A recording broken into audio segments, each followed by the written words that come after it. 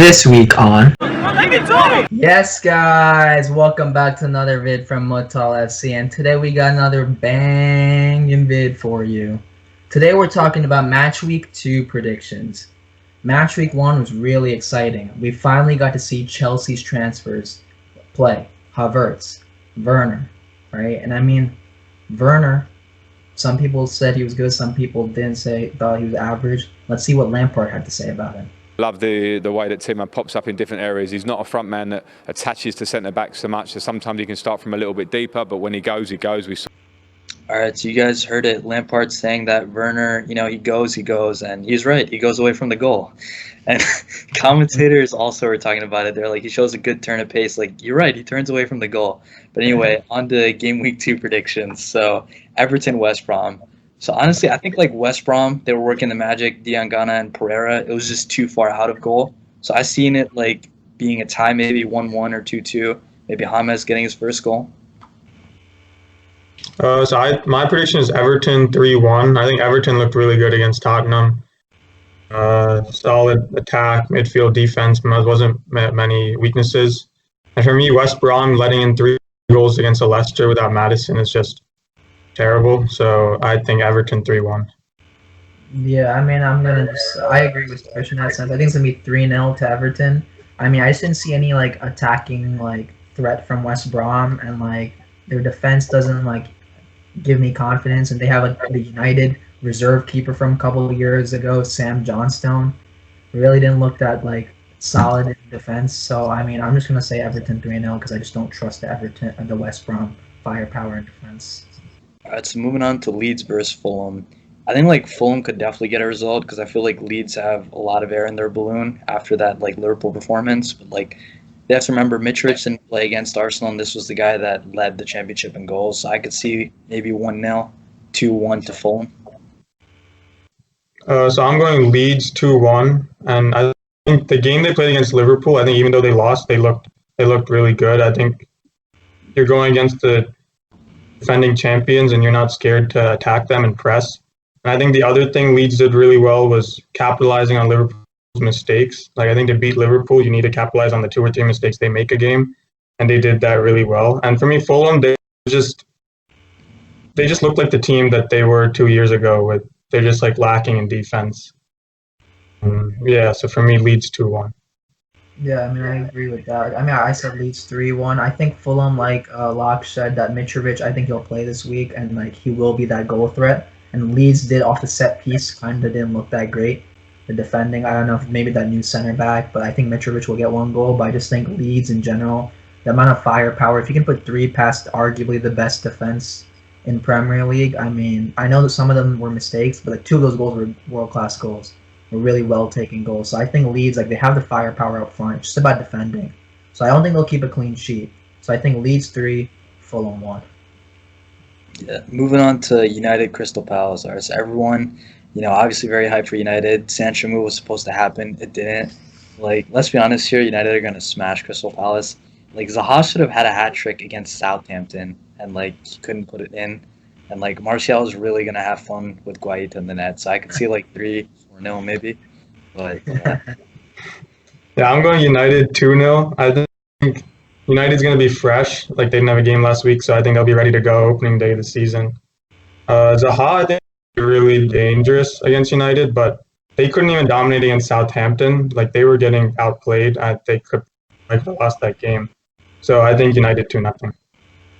I gotta back my boys, United. United are taking the win, but I'm gonna be honest. It's 2-1 right now, but it depends on who plays in goalkeeper. If it's De Gea, it's 2-1. If it's Dean Henderson, it's 2-0. That's what I think. I love De Gea. I trust Dean Henderson more.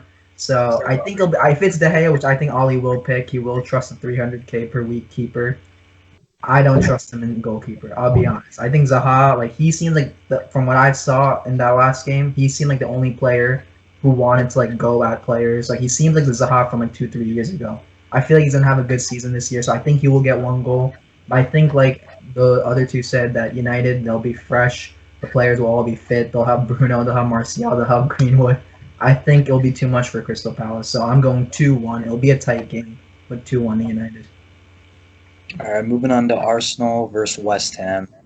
So, I mean, West Ham, I don't expect anything big from them, especially because, Antonio, I think, overperformed towards the end of last season. So I could see maybe Arsenal 2, maybe 3-0. So I'm going 4-0, mostly because of how they played last week. Their attack looked bright. Um, their defense looked much more improved than it was last year. And I think West Ham, they have I think they have a bunch of problems just within their team. I think off the field too. Like Mark Noble called out the upper management for selling a player, and and as a captain, I don't think you should be doing that because then you're bringing the whole team into their focus away from the game they're supposed to be playing. I think Aubameyang's new contract that settles that. So I think he's going to be focused on scoring and he's going to get a few goals against West Ham. Yeah, I mean, like the other two said, I'm in the same boat. Arsenal 3-0. I mean, West Ham, I feel for them, right? There's a lot of problems. Yeah, like they said before, like not just in the team, like off the field as well. So they need to get that stuff sorted because as a team, when you look to player by player, they do have a lot of like decent players. Like you would think they're a mid-table team with the Felipe Andersons, the Antonios, the Yarmolenkos, the Declan Rices. Like, but they just don't gel. The system doesn't work. The defending is shambolic. So I think West Ham are going to get smashed because Aubameyang is like probably in top form right now. Ridiculous striker. Probably the best striker in the Prem on form right now. So yeah, 3-0 to Arsenal. Right. Yeah, moving on to Spurs Southampton. So obviously, everyone's been raving about the Spurs documentary. I think, the Spurs players and staff have been watching it too much, too busy to like actually go into training. And Mourinho honestly like battered them for their defending and go and sign Doherty, who still plays like he has Bolly behind him. So honestly, Southampton 2-0. Like Ings could flick it over Alderweireld again and then Sauce again. So maybe 2-0 to Southampton. Yeah, so I'm going for a tie, a 1-1 between Southampton and Spurs. Spurs looked like really shit last week against Everton. Like, that was embarrassing. Southampton didn't look that bad against Crystal Palace, so I think they can pull out a result here. And I honestly don't think I think they're barely going to get into the top 10. And they're competing more for Europa League this season than Champions League. So, tie 1-1. Yeah, I mean, for me, Spurs and Southampton. I mean, Danny Ings. He looks like. I mean, he missed a chance against Crystal Palace, but like I think he'll be sharp. I think Southampton just warming up a little bit. I think it'll be 2-2.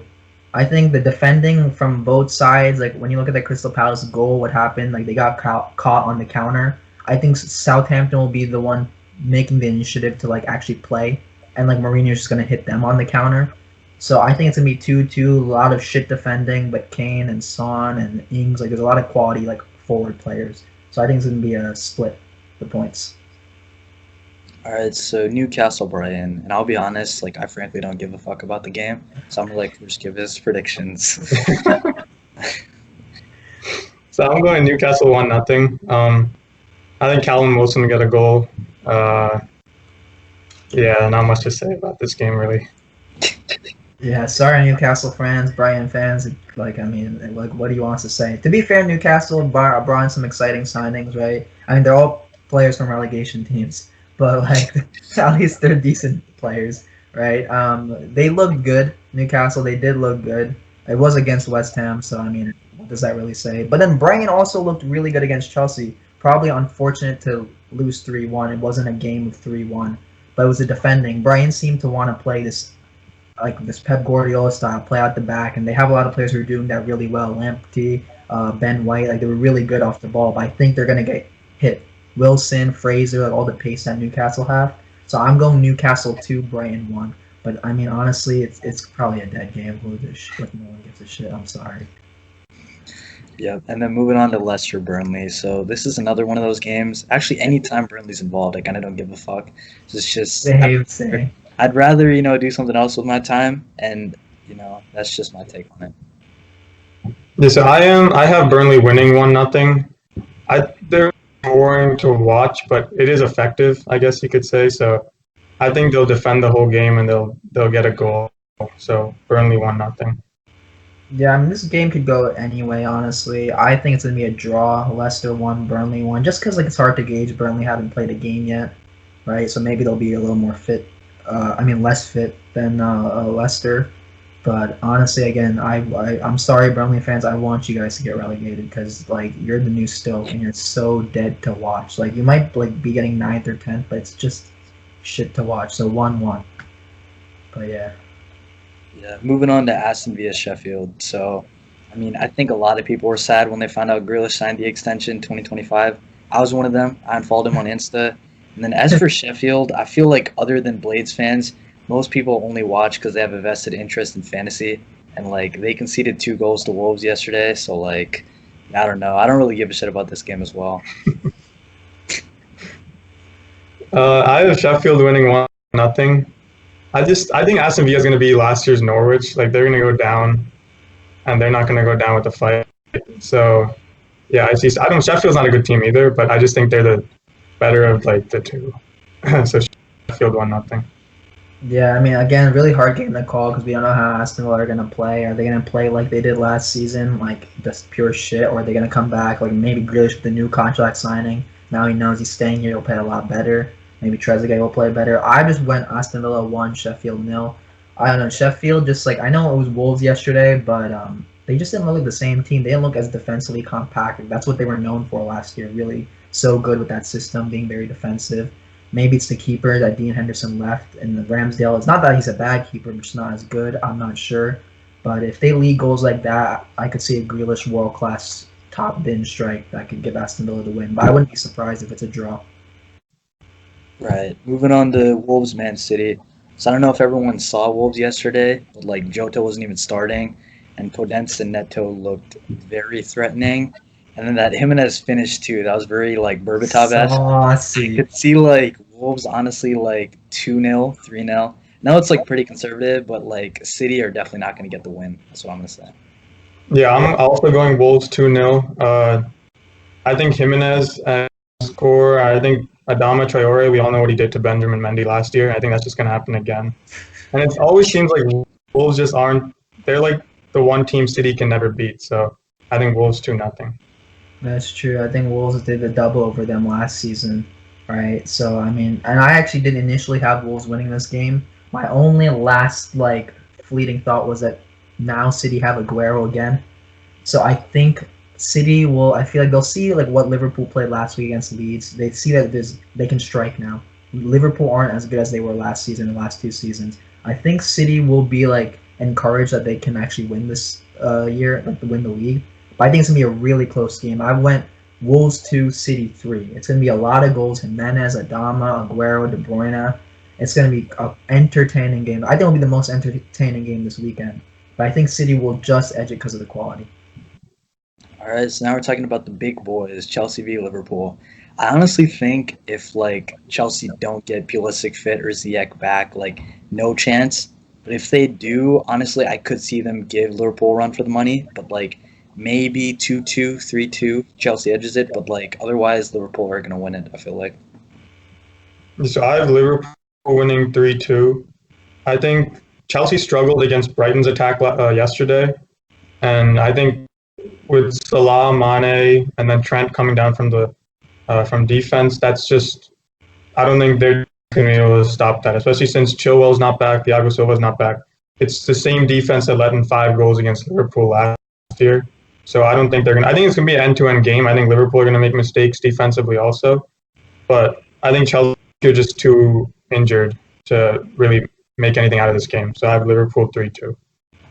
Yeah, like the other two said, like I have to agree. I mean, I have Chelsea 1, Liverpool 3, and that's only off the basis of if they play like they did yesterday against Brighton with the similar players. Now, if they get Pulisic or Ziyech or Thiago Silva back and Chilwell back, that's a different story, right? Especially Pulisic, I think in the terms of the attack, I think that's a big part. But if they have the same team like they did yesterday, it's not enough to beat Liverpool. Even if Liverpool are like 2, 3 years down. I still think Liverpool will win 3-1 because they just have the firepower. Salah looks like he wants to have like another 30-goal season this year. He like penalties. Even if he didn't score the 2 penalties, he scored that sick goal against Leeds, like that fucking rocket. So he was the only player, in my opinion, other than him and Robertson in that Leeds game that were actually good for Liverpool. So I think just Salah's world-class performance is going to get Liverpool through, and they're going to win 3-1. But you guys let us know what you think. Maybe we made some stupid predictions. What do you think your team is going to do? Do you think Chelsea might win with all these new signings? If they end up playing, let us know in the comments below. Hit that like button to make sure. Also hit that notification button, because guess what? We got another banging vid next week, all right? And guys, we need to hit 100 subs. We're almost there. We're almost there. So let's hit those 100 subs. Let's have a fucking great time. And we'll catch you in the next one.